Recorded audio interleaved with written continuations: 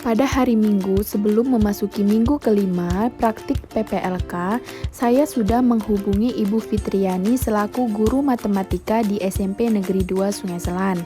Saya meminta izin untuk mengajar di kelasnya yang mana beliau mengajar di kelas 7, 8A, dan 8B. Nah, pada saat itu saya dimintai untuk mengajar 6 kelas, yang mana dari mulai Senin sampai Jumat saya mengajar di kelas tersebut. Nah, begitu. Sementara untuk sistem pembelajaran di SMP Negeri 2 Sungai Selan ini, semuanya mengacu kepada Google Classroom dan grup WhatsApp. Tetapi untuk mata pelajaran matematika lebih sering menggunakan WhatsApp karena kesulitan dalam menggunakan Google Classroom untuk penguploadan cara pengerjaan dari soal-soal, begitu kata ibunya. Jadi, kurang lebih saya sepenuhnya mengikuti sistem pembelajaran yang dilakukan di SMP Negeri 2 Sungai Selan ini, menggunakan WhatsApp group sesuai dengan instruksi yang sudah diberikan oleh Ibu Fitriani ini. Sebelumnya, saya meminta izin juga untuk melihat bagaimana Ibu Fitriani mengajar, lalu baru saya mengajar di kelas beliau. Akan tetapi, Ibu Fitriani meminta saya untuk mengajar dimulai dari hari Senin sampai Jumat. Dan untuk praktik mengajar yang beliau lakukan itu dijelaskan kepada saya secara tatap muka. Hanya kami berdua saja. Jadi, Ibu Fitriani menjelaskan harus bagaimana di kelas dan harus seperti apa. Nah, saya dimintai untuk memberi materi pada pertemuan pertama, dan pada pertemuan kedua barulah saya dimintai untuk memberikan soal latihan kepada siswa-siswi. Jadi tidak setiap minggu ada latihan. Begitulah instruksi yang diberikan oleh Ibu Fitriani ini kepada saya, begitu.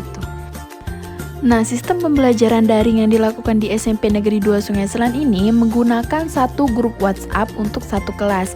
Jadi semua guru mata pelajaran dari IPA, IPS, Matematika, dan semuanya itu tergabung dalam satu grup. Jadi untuk absensi itu biasanya hanya dilakukan oleh satu guru, karena terbayang jika semua guru melakukan absensi di grup, itu akan membuat chat grup itu menumpuk, begitu.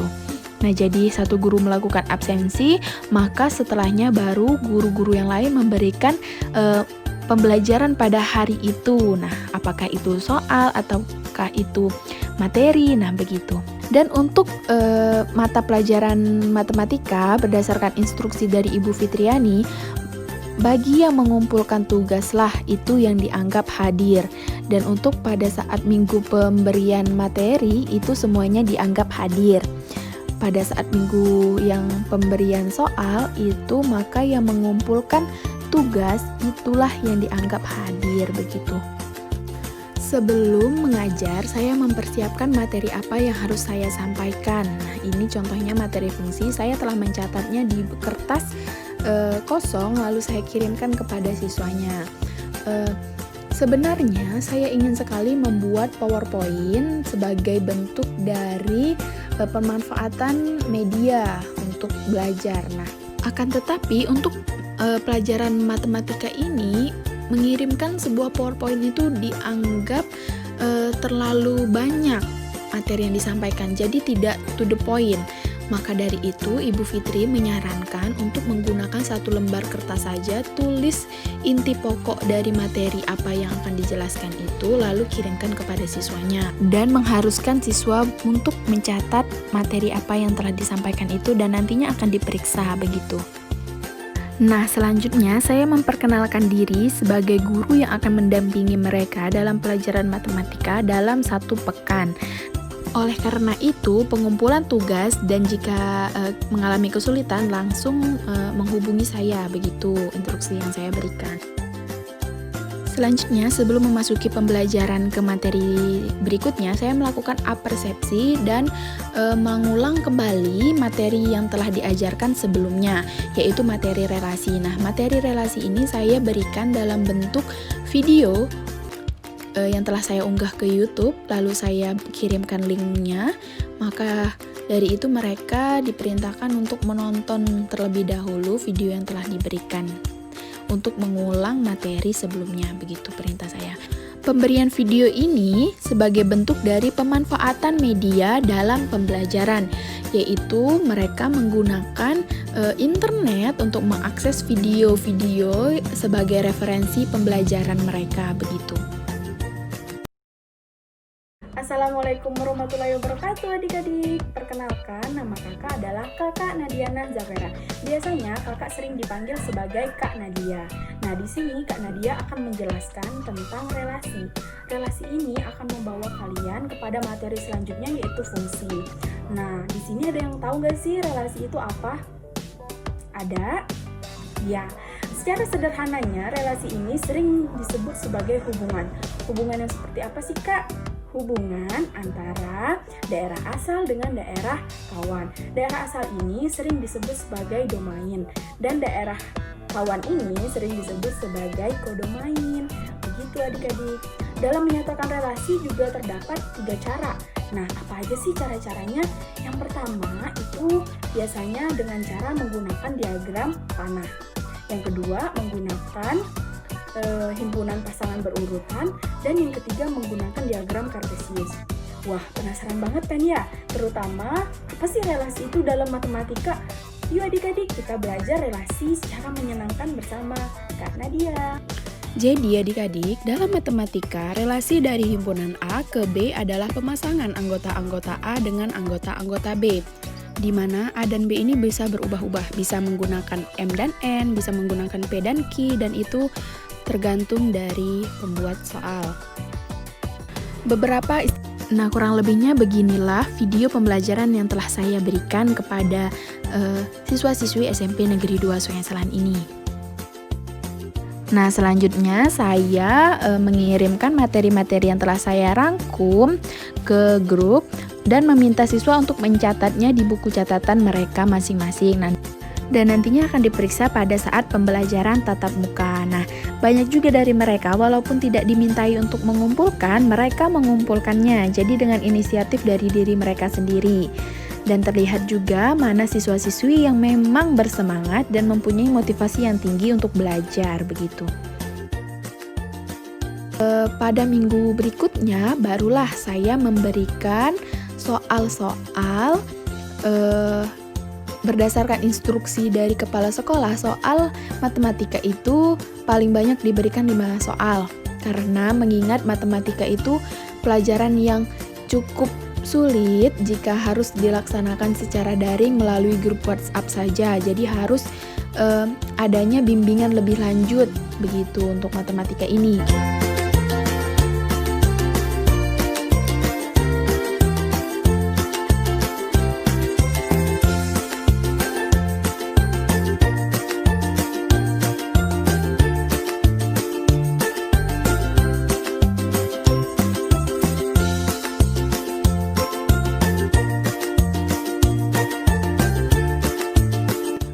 Dan karena saya rasa cara mengajar saya kurang maksimal dikarenakan tidak semua siswa yang mendapat penjelasan langsung dari saya, maka dari itu saya membuat sebuah grup lagi untuk kelas 8.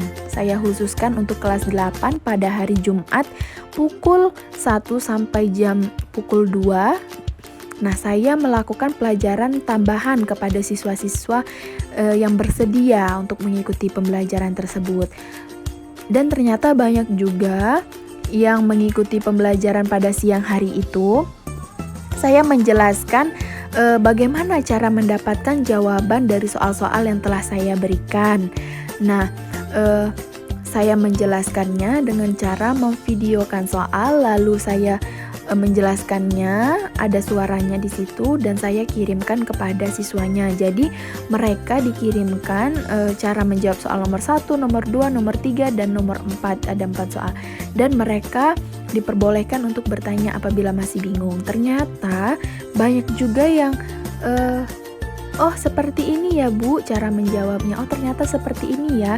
Dan saya merasa bahwa apa yang saya lakukan itu cukup membantu mereka dalam menjawab soal-soal, karena apa yang saya tulis dan saya kirimkan di catatan, sebagian murid tidak membaca. Jadi mereka itu tidak bisa menjawab soal, padahal semua jawaban itu ada di buku mereka, ada di catatan yang telah saya berikan. Nah, begitu. Maka dari itu, siang hari itu saya ajak bagi mereka yang belum paham, saya ajak mereka untuk mendiskusikan bagaimana cara menjawab soal-soal tersebut. Nah, begitu.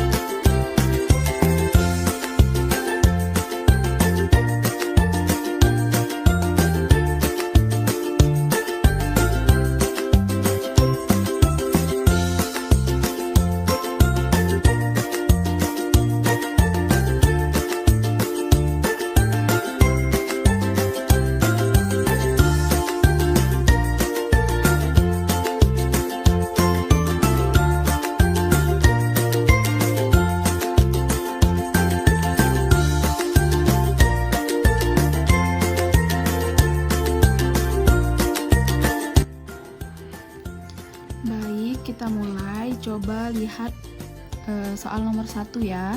Perhatikan diagram panah berikut. Manakah dari diagram panah keempat ini yang merupakan fungsi? Nah, di sini yang satu ini merupakan fungsi atau bukan? Jelas bukan ya, dikarenakan apa? Karena angka 1 ini mempunyai dua pasangan di B. Lihat lagi ya keterangan fungsi.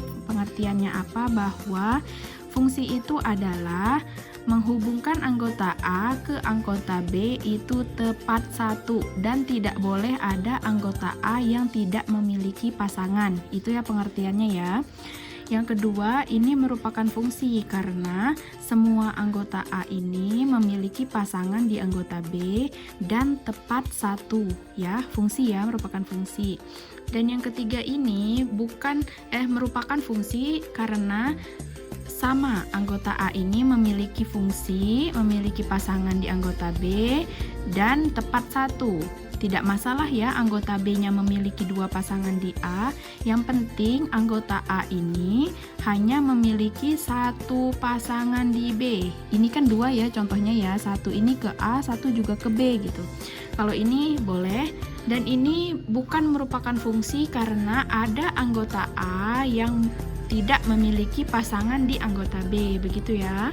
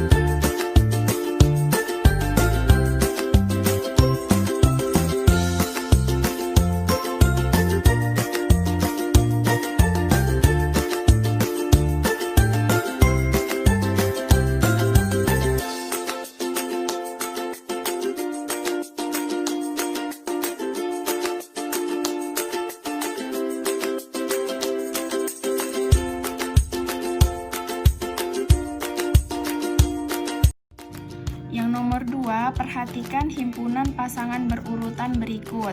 Nah, manakah dari himpunan di atas yang termasuk korespondensi 1-1? Kalian lihat di LKS halaman 71 ya, halaman 71.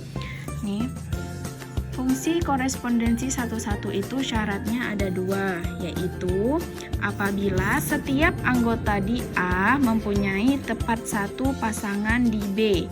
Dan setiap anggota B mempunyai tepat satu pasangan di A. Lihat diagram panah di sini ya. A ini mempunyai tepat satu, B juga mempunyai tepat satu di A. Yang A dan B ini juga sama. X ke B, Y ke Z, Z ke A. Sama dengan A ini juga ke B mempunyai tepat satu ya. Sedangkan ini A ini memiliki dua pasangan di B ya. Anggota A ini bukan merupakan fungsi korespondensi 1-1, tapi ini merupakan fungsi saja ya. Kalau fungsi korespondensi 1-1 tidak masuk ke syarat ini ya, tidak boleh masuk ke syarat ini.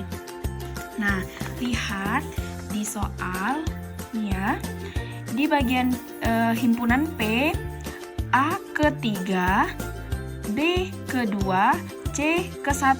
Jadi tidak ada ya yang sama ya. Jadi merupakan fungsi korespondensi satu-satu. Yang Q ini kenapa bukan merupakan korespondensi satu-satu? Karena A ke 1, B ke 2, C ke 3, D ke 2. D juga kedua, sedangkan B juga kedua. Nah, ada anggota B, yang 2 ini anggota B, yang tidak lebih dari 1 ya pasangannya di anggota A. Nah, begitu. Sedangkan R ini dia bukan merupakan fungsi korespondensi satu-satu karena ada anggota B nih, anggota B yang B ya memiliki 2 pasangan ya. Jadi 2 juga ke B, 3 juga ke B. Ini tidak masuk korespondensi satu-satu. Yang S ini 1 ke A, 2 ke B, 3 ke C, 4 ke D ya. Begitu ya. Jadi jika digambarkan dalam bentuk diagram panah A, B, ininya 1, 2, 3, 4. Ininya A, B, C, D. Nah, 1 ke A, 2 ke B, 3 ke C, 4 ke D. Begitu ya.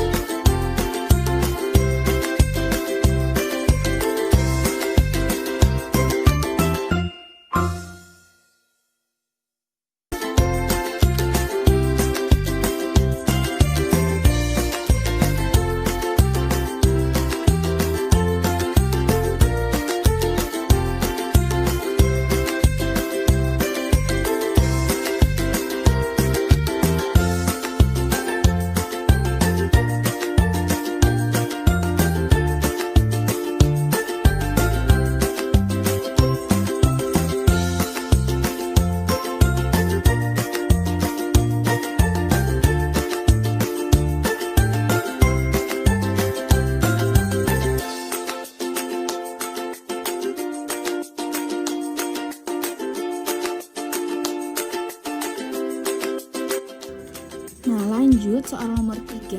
Ini kan fx-nya diketahui 5x ya. Buatlah dalam bentuk tabel. Nah, 5x ya ini ya. Dalam bentuk tabel itu seperti ini ya. Nah, ini bentuk tabel.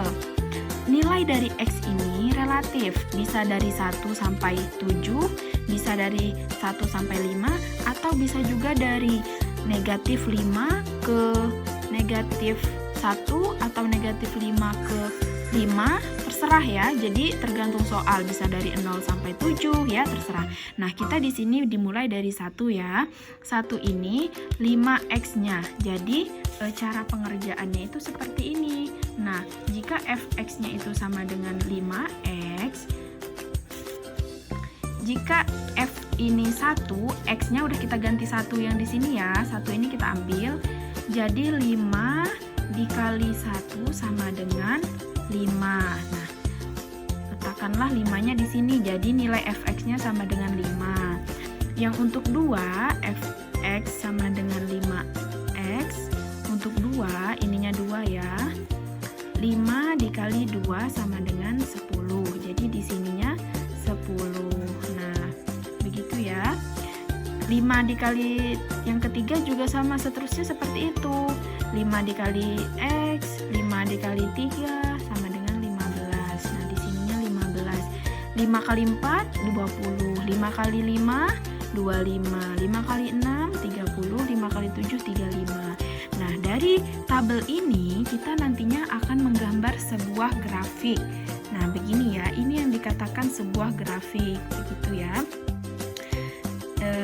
Yang untuk ini, untuk horizontal ini namanya X, untuk vertikal ini namanya Y. Y ini sama dengan Fx ya. Jadi jika nilai X-nya 1, untuk fungsi Fx sama dengan 5X, berarti Fx-nya sama dengan 5. Nah, begitu ya. Di sininya 10 ke 2 ya. 2 pasangannya 10 Fx-nya. 15 pasangannya dengan 3. Nah, nanti ini akan menjadi sebuah garis lurus yang dinamakan fungsi linier. Nah, ini fungsi linier ini membentuk sebuah garis lurus ya. Ini 4. Nah, seterusnya seperti itu ya. Di sini nanti ada 35 di sini ya. Begitu.